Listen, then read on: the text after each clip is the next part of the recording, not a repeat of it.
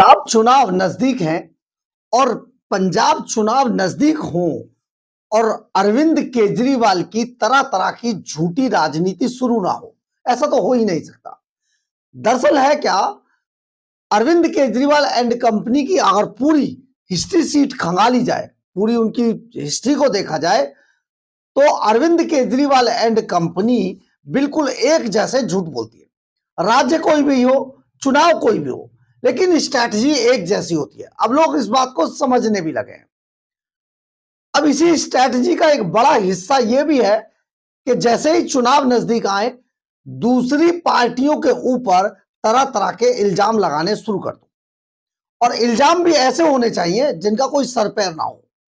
एक इसी इल्जाम का एक बड़ा हिस्सा है ऑफर की राजनीति। अब ये ऑफर की राजनीति क्या है?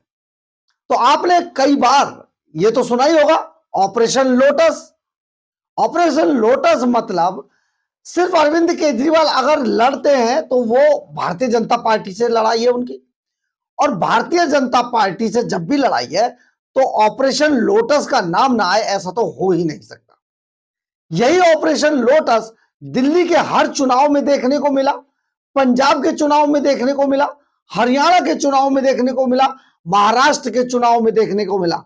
ये सारी स्ट्रैटेजी एक जैसी है और इसमें हर तरफ से केवल यह दिखाई देता है कि operation lotus.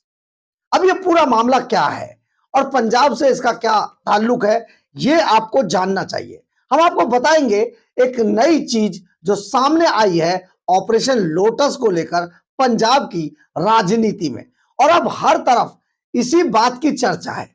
Kejriwal and company ने तो बाकायदा इसके लिए फिर से एक प्रेस कॉन्फ्रेंस तक कर ली है, लेकिन सबसे बड़ी बात यह है, इसी बहाने को, इसी नौटंकी को, या इसी जो राजनीति का जो एक बड़ा हिस्सा है साजिश का, उसको बार बार आजमाने पर कई जगहों पर इन पर मुकदमे भी दर्ज हुए हैं, लेकिन मानते नहीं है, या फिर यूं कहे कि दिल है कि मानता नहीं। नमस्कार, मैं हूं कुमार गजेंद्र। जनपद ऑन द स्पॉट में आपका स्वागत है। हमारे एक दूसरे social media platform podcast with Kumar Gajendra में भी आपका स्वागत है, जहां आप हमें सुन सकते हैं। दरअसल है क्या, हम जो ये ऑपरेशन लोटस और अरविंद केजरीवाल की स्ट्रैटेजी का जो हिस्सा आपको बताने जा रहे थे, उसके पीछे एक बड़ी बात आपको समझाते। संगरूर से आम आदमी पार्टी की एक एमएलए हैं, और इन एमएलए साहब का नाम है नरेंद्र फरास। नरेंद्र फरास जो एमएलए संगरूर की हैं, ये जब चुनाव जीती थी 2022 में, तो उस वक्त ये सबसे कम उम्र की एमएलए थी। अब आज ये करे तो करे क्या? क्योंकि हमने आपको बार बार बताया है, अरविंद केजरीवाल की राजनीति में जो 2027 के, जो 2026 में ही चुनाव होने, 2027 के चुनावों में केजरीवाल करीब करीब 80% एमएलए के टिकट काटने जा रहे हैं, और अगर 80% एमएलए के टिकट काट दिए जाते हैं तो आप समझिए पूरी पार्टी तहस नहस हो जाएगी। ऐसे में जितने भी एमएलए इस टाइम आम आदमी पार्टी के हैं, उनके मन में एक डर बैठ चुका है, और यह डर उन्हें बताता है कि अरविंद केजरीवाल की तरफ से कोई भी टास्क आएगा तो वो पूरा करना है, और पूरा करना है तन मन धन से पूरा करना है, कि कुछ भी हो जाए पूरा करके दिखाना है ये टास्क, जो भी मिले। आपको याद है ना, मनीष सिसोदिया ने कहा था, साम दाम दंड भेद सच झूठ लड़ाई झगड़ा जो करना है करेंगे, चुनाव जीतेंगे। बिल्कुल इसी मंत्र के ऊपर ये इस टाइम पे चुनाव के अंदर जा रहे हैं, यानी कि कुछ भी हो जाए चुनाव जीतना है। लेकिन चुनाव तो तब जीतेंगे ना जब एमएलए को टिकट मिलेगा। 80% एमएलए के अगर टिकट कट जाएंगे तो मात्र 20% रह गए, तो 20% में कितने लोगों को टिकट मिलेंगे? इसलिए अपनी टिकट की जगह मजबूत करने के लिए टास्क जो भी दिया जाए वो पूरा किया जाता है। अब ये टास्क क्या हो सकता है? दरअसल इस टास्क का पहला हिस्सा संगरूर से विधायक बनी मैडम नरेंद्र फरास को मिला है, और उनको शायद आपने इनके पुराने साथी को सुना हो, तो हमने आपको उनको भी सुनवाया था। उन्होंने साफ तौर पर कहा था कि ये आदेश आता है कि इसको फोन कीजिए और फिर हम आपको बताएंगे। तो नरेंद्र फरास ने आज एक बड़ा आरोप लगाया। आम आदमी पार्टी की संगरूर से एमएलए हैं नरेंद्र फरास, और नरेंद्र कौर फरास ने लगाया कि कई गंभीर आरोप लगा दिए। हरियाणा के सीएम नायब सिंह सैनी पर यह आरोप लगाए गए हैं। और जानते क्या आरोप लगाए गए? आरोप है कि किसी व्यक्ति ने, कोई व्यक्ति बार बार नरेंद्र फरास को संपर्क कर रहा है, फोन नहीं कर रहा। देखिए इसमें आप समझिए इस स्ट्रैटेजी को। इस बार नरेंद्र फरास जो आरोप लगा रही हैं वो कह रही हैं कोई व्यक्ति है जो बार बार उन्हें संपर्क कर रहा है, और संपर्क करके अगर यहां पे कह दे कि फोन कर रहा है तो पीछे कई फंस चुके हैं लोग। फोन कर रहा है तो भैया लाइए, कॉल नंबर दीजिए, कॉल डिटेल निकालते हैं, उसका पूरा रिकॉर्ड निकालते हैं, लोकेशन निकालते हैं और बताते हैं बंदा उस दिन कहां था और किससे बात की, कितने मिनट बात की, किस नंबर पे बात की। तो ऐसे में फंसने का डर रहता है ना, बीच से फंस चुके हैं कई बार। तो इस बार नरेंद्र फरास कह रही हैं कि कोई व्यक्ति है जो उन्हें बार बार संपर्क कर रहा है, और संपर्क करके उन्हें जो कह रहा है उन्हें ऑफर दे रहा है। और ऑफर कैसा दे रहा है? उनको ऑफर देते हुए बीजेपी में शामिल होने का ऑफर दे रहा है कि भैया बीजेपी में शामिल हो जाओ तुम। शायद नरेंद्र फरास इतनी बड़ी एमएलए है तो बस पूछिए मत, तो उन्हें बीजेपी में शामिल करने का ये ऑफर दिया जा रहा है। खैर, ये ऑफर कैसे कैसे दिया जा रहा है और उनको जो ऑफर दिया जा रहा है उसमें क्या शर्तें बताई जा रही है? उसमें शर्तें हैं, तुम्हें संगरूर से 2027 का टिकट दिया जाएगा, बंद कमरे में सीएम नायब सिंह सैनी से तुम्हारी बात कराई जाएगी, तुम्हारी वो भी जो भी इच्छा होगी वो सब पूरी कर दी जाएंगी, बस आप आ जाइए। और जानते हैं इनके साथ बलतेज सिंह ने जो प्रेस कॉन्फ्रेंस की है, ये सारे आरोप उसमें लगाए गए हैं।